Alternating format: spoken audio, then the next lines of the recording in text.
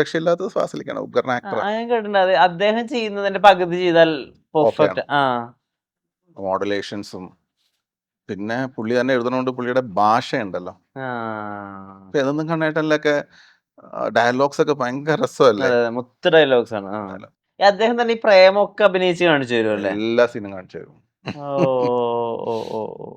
എല്ലാ ആർട്ടിസ്റ്റുകളും പറയുമല്ലോ അത്. അത് എല്ലാ ആർട്ടിസ്റ്റുകളും പറയുന്ന കേട്ടിട്ടുണ്ട്. പക്ഷെ അദ്ദേഹം ഇതങ്ങനെ അദ്ദേഹത്തിന്റെ ഒരു ആക്ടറായിട്ടൊക്കെ പിന്നെ നമ്മൾ കണ്ടത് എമ്പുരാനിലും ലൂസിഫറിലൊക്കെയാണല്ലോ. അദ്ദേഹത്തിന്റെ പ്രൈം സമയത്ത് നമ്മൾ അതിനെ അങ്ങനെ കണ്ടിട്ടില്ല, അങ്ങനെ മനസ്സിലാക്കാൻ സാധിച്ചിട്ടില്ല. എനിക്ക് തോന്നുന്നു അങ്ങേര് ചെയ്യണതിന് മേളില് ചെയ്യണത് എനിക്ക് തോന്നുന്നു മോഹൻലാൽ മാത്രമേ ഉണ്ടാവുള്ളൂ എന്ന് തോന്നുന്നു. ഈ ഇപ്പൊ ലാലേട്ടന്റെ കൂടെ അഭിനയിക്കുന്ന സമയത്തേ ഇത് ഇപ്പൊ ഇദ്ദേഹം ഇത് ഷോർട്ടിന് വേണ്ടി ചെയ്തതാണോ അതോ ഇത് കാഷ്വൽ ആയിട്ട് ചെയ്യാണോ, അത് മനസ്സിലാക്കാൻ പറ്റാത്തൊരവസ്ഥ പലപ്പോഴും ഉണ്ടാവുന്ന ആളുകൾ. എനിക്ക് ഒരു പ്രാവശ്യം അങ്ങനെ ഉണ്ടായിട്ടുണ്ട്. ഞങ്ങള് പുറത്ത് തമാശയുടെ ആളാണല്ലോ. എനിക്ക് പുറത്ത് നമ്മളിങ്ങനെ വന്നിട്ട് പിന്നെ ഷോട്ട് വെക്കുമ്പോഴും വന്ന് സംസാരിക്കുമ്പോൾ പുള്ളി ക്യാമറയിൽ നമ്മൾ നേരിട്ട് സംസാരിക്കണ പോലെയല്ല പുള്ളി സ്ക്രീനിൽ കാണുമ്പോൾ. അപ്പോൾ ഞാൻ എന്തോ ഡയലോഗാണ് എൻ്റെ അടുത്ത് പറഞ്ഞത്, പക്ഷെ ഞാൻ വിചാരിച്ചു എൻ്റെ അടുത്ത് എന്തോ കാര്യം പറഞ്ഞാന്ന് വിചാരിച്ചു. പക്ഷെ അത് ഭയങ്കര നാച്ചുറലായിട്ട് പറയുമ്പോൾ നമുക്ക് അവിടെ നിന്ന പോലെ തന്നെ വന്നിട്ട് പുള്ളി അങ്ങനെ പറഞ്ഞാണ്. ആക്ടിങ് ആന്നുള്ളൊരു ഫീല് വരൂല. അങ്ങനത്തെ ഡയലോഗായിരുന്നു അത്. ഭയങ്കര സോഫ്റ്റ് ആയിട്ട് പറയുന്ന ഒരു സംഭവമായിരുന്നു. അപ്പൊ ഞാൻ ഈ ക്യാമറ ഓൺ ചെയ്തത് ഞാൻ പുള്ളി എൻ്റെ അടുത്ത് എന്തോ കാര്യം പറഞ്ഞാന്ന് വിചാരിച്ചു. അദ്ദേഹം ഇത്തരമുള്ള ഒരു കുസൃതിക്കാരനായ ഒരു കുട്ടിയുണ്ട് എന്നൊക്കെ അടുപ്പമുള്ള ആളുകൾ പറയാറുണ്ട്. എന്തൊക്കെ തമാശകളാ ഒപ്പിക്കുന്നത്? അല്ല, അത് ഇവരിലെല്ലാരിലും ഉണ്ട്. ലാലേട്ടനിലുണ്ട്, മുകേഷിലുണ്ട്, ജയറാമിലുണ്ട്, സിദ്ദീഖിലും ജഗദീഷിലും ഒക്കെ ഉണ്ട്. ഒരു കുസൃതി, ഈ ഹ്യൂമർ എന്ന് പറഞ്ഞ സാധനത്തിൽ ഒരു കുസൃതി ഉണ്ടാവുമല്ലോ. അത് ലാലേട്ടനുണ്ട്.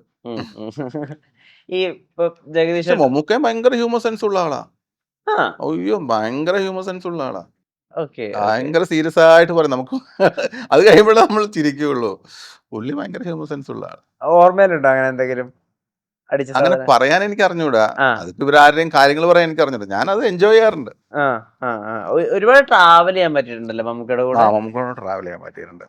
അദ്ദേഹം ലൊക്കേഷനിൽ നിന്ന് പോകുമ്പോഴും വരുമ്പോഴൊക്കെ പുള്ളി വിളിക്കും, ഇവിടെ കറ എന്ന് പറയും. അങ്ങനെ ട്രാവൽ ചെയ്ത് പിന്നെ പൊള്ളാച്ചിയിൽ പറഞ്ഞിട്ടുള്ള കാര്യം തന്നെ പിന്നെ പറഞ്ഞിട്ട് കാര്യമില്ല. അല്ല, ഞാനല്ല ചോദിക്കുന്നത്, പുള്ളി ഡ്രൈവ് ചെയ്യുകയും ഇപ്പുറത്തിരിക്കുകയും ചെയ്യുന്നത് ഭയങ്കര ടാസ്ക് പിടിച്ചൊരു കാര്യമാണെന്ന് കേട്ടിട്ടുണ്ട്. അദ്ദേഹം വളരെ സ്പീഡിലാണ് ഡ്രൈവ് ചെയ്യുക. പിന്നെ എനിക്കത് ഇഷ്ടമുള്ളതുകൊണ്ട് ഞാൻ അത് എൻജോയ് ചെയ്യാറുണ്ട്. അല്ല, ഈ റോങ് സൈഡ് വരുന്നവർ അല്ലെ ട്രാഫിക് പുള്ളി അവരെ കുറ്റം പറയുള്ളൂ. പുള്ളിയുടെ കുറ്റമാണെങ്കിലും പുള്ളി അവരെ കുറ്റം പറയും. അവൻ വന്നത് ശരിയല്ലെന്നുള്ളു. പുള്ളി അവനൊക്കെ ഓവർടേക്ക് ചെയ്തിട്ടായിരിക്കും പോണത്. പക്ഷെ അവന് എന്തെങ്കിലും പറഞ്ഞു ചീത്തയും പറയൂലേ റോങ് സൈഡ് ഒക്കെ വരുന്ന ആളുകളെ? അങ്ങനെ അല്ല, റോങ് സൈഡ് പുള്ളിയായിരിക്കും വന്നത് കൂടുതൽ. എന്നിട്ട് പുള്ളി അവരെ കുറ്റം പറയും. ശരിക്കും അത്രയും സ്പീഡിൽ തന്നെയാണോ ഓടിക്കുന്നത്? ഭയങ്കര ഫാസ്റ്റ്, നല്ല ഫാസ്റ്റ്. പക്ഷെ ഭയങ്കര കൺട്രോൾഡ് ആണ്. നമുക്ക് ചിന്തിക്കാൻ പറ്റാത്ത സ്പീഡിലൊക്കെ പുള്ളി പോയി കളയും ചില സമയത്ത്. മറ്റേ 100-140 അങ്ങനെയാണോ? എല്ലാം പോവും. കുറെ ആൾക്കാരുണ്ട് കേട്ടോ. ഗണേഷ് നല്ല സ്കില്ലുള്ള ഡ്രൈവറാ. അദ്ദേഹം രാജക്കന്മാരുടെ ടൈമില് അത് 87 ഒക്കെ ആയിരിക്കും.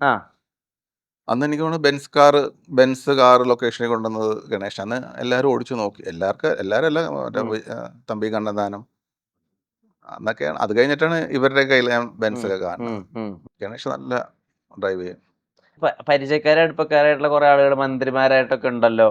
അതൊരു സൗകര്യമാണല്ലോ. അങ്ങനെ ആലോചിച്ചിട്ട് ഒരു ആശ്വാസം കണ്ടെത്താറുണ്ടോ? ഇപ്പോൾ ഗണേഷ് കുമാർ ട്രാൻസ്പോർട്ട് മന്ത്രി, ഇപ്പോൾ സുരേഷ് ഗോപി കേന്ദ്രമന്ത്രി, അങ്ങനെ എനിക്ക് ഉന്നതങ്ങളിൽ പിടിയുണ്ട്, അങ്ങനെ ആലോചിച്ച് സന്തോഷിക്കാറുണ്ട്? അങ്ങനെയല്ല, ആരെങ്കിലും എന്തെങ്കിലും ഹെൽപ്പ് ഒന്നും ചോദിച്ചാൽ അവരുടെ അടുത്ത് പോയി ഇങ്ങനെ ഒരു സംഭവം ഉണ്ട്, ചെയ്തു കൊടുക്കാൻ പറ്റുമോ? അല്ല, പക്ഷെ ഗണേഷ് ഒന്നും അങ്ങനെ ഔട്ട് ഓഫ് ദ വേ ഒന്നും ചെയ്യൊന്നുമില്ല. ഔട്ട് ഓഫ് ദ വേ ആരും ചെയ്യില്ല. അതിന് അവർക്ക് അത് ഓക്കെ ആണോ, അത് ലീഗൽ ആണോ എന്നൊക്കെ നോക്കിയിട്ട്, ലീഗൽ ആണെങ്കിൽ അവർ അപ്പൊ തന്നെ അതിനുള്ള പരിപാടി ചെയ്യും. ഞാൻ കേട്ടിട്ടുണ്ട് സുരേഷ് ഗോപി അടുത്ത് ഒരു ഫ്രണ്ടിന്റെ സർജറിക്ക് വേണ്ടിയിട്ട് ഒരുപാട് ഹെൽപ്പ് ചെയ്തു. അവരെ കൊണ്ട് കഴിയണം അവർ ചെയ്തു തരും. ഇപ്പൊ പുതിയ കാലത്തെ ഫിലിം മേക്കേഴ്സ് ഉണ്ട്, ഖാലിദ് റഹ്മാൻ, റഷീദ്, അമൽ നീരത്ത്, അങ്ങനെ ഇപ്പോഴത്തെ സെറ്റ് ഓഫ് ഫിലിം മേക്കേഴ്സ് ആയിട്ട് ഇനി ഒരു ബന്ധം സ്ഥാപിക്കാനും അവരായിട്ട് സിനിമകൾ ഉണ്ടാക്കാൻ അങ്ങനെ ശ്രമം. അങ്ങനെ എനിക്ക് അതെങ്ങനെയാന്ന് പോലും എനിക്കറിയില്ല. എങ്ങനെയാണ് ശ്രമിക്കണമെന്ന് പോലും എനിക്കറിയില്ല. വിളിക്കണം, അവരൊക്കെ വിളിച്ചാലേ നമ്മളൊക്കെ ലൈവാണ് അല്ലെങ്കിൽ ആഗ്രഹം ഉണ്ടാവും. അങ്ങനെ ഏതെങ്കിലും റോള് വന്നാൽ ചിലപ്പോൾ അവർ ഓർമ്മയുണ്ടെങ്കിൽ നമ്മളെ വിളിക്കുമായിരിക്കും. വിളിക്കാതെ ഒന്നും കിട്ടാനൊന്നും പോണില്ലല്ലോ. അങ്ങോട്ട് ഇടിച്ചു നിൽക്കണം, എന്നാലേ കിട്ടുള്ളൂ. അത് പറഞ്ഞപ്പോഴാ ഈ കൃഷ്ണകുമാറിന്റെ കുടുംബത്തിന് ഈ അടുത്ത് ശ്രീ മോദിജിയുടെ കൂടെ ഒരു ഫോട്ടോ ഉണ്ടായിരുന്നല്ലോ, അവരുടെ കുടുംബം മൊത്തം പോയി വിസിറ്റ് ചെയ്തത്. അത് കണ്ടിട്ട് കൃഷ്ണകുമാറിനെ വിളിച്ചോ? വിളിച്ചു. ഞാൻ പറഞ്ഞ തലേദിവസം ഞാൻ വിളിച്ചതാണ് കൃഷ്ണകുമാറിനെ. അപ്പൊ ഒന്നും പറഞ്ഞില്ല. അപ്പൊ കിച്ചു പറഞ്ഞു അത് നടന്നില്ലെങ്കിലോ എന്ന് വിചാരിച്ച് ഞാൻ പറയാതിരുന്നാന്ന് പറഞ്ഞു. കൃഷ്ണകുമാർ ഇതേപോലെ തന്നെയാണ്, രാഷ്ട്രീയം കലക്കി കുടിച്ച് വെച്ചേക്കണ ഒരാളാ. നല്ല പൊളിറ്റിക്സ്. എന്തെങ്കിലും നമുക്ക് ഇതിനെ പറ്റി അറിയാത്തതുകൊണ്ട് എന്തെങ്കിലും ഉണ്ടെങ്കിൽ കിച്ചുവിനെ വിളിക്കണം, കിച്ചു എന്താണ് സംഭവം, അവ അത് പറഞ്ഞു തരും. ചെറുപ്പം മുതലേ ഞങ്ങൾ ഒന്നിച്ച് നടക്കുമ്പോഴും സോഷ്യൽ വർക്ക് ഒരുപാട് ഇഷ്ടമുള്ള ആളാണ്. പുള്ളിനെ കൊണ്ട് ചെയ്യാൻ പറ്റില്ലെങ്കിൽ ആരെങ്കിലും ആളെ പിടിച്ചിട്ട് ഇങ്ങനെ ഒരു സംഭവം ഉണ്ടെന്ന് ഹെൽപ്പ് ചെയ്ത് കൊടുക്കണം, അങ്ങനെയൊക്കെ പറയുന്ന ഒരാളാണ്. ഈ ഭരണാധികാരിയായിട്ട് വന്നാൽ ശോഭിക്കും എന്ന് തോന്നിയിട്ടുള്ള ആളാണ്. തീർച്ചയായിട്ടും. വട്ടിയൂർക്കാവ് സെൻട്രലൊക്കെ കിട്ടുമെന്ന് ഞാൻ വിചാരിച്ചത്, എന്താണെന്ന് എനിക്കറിയില്ല.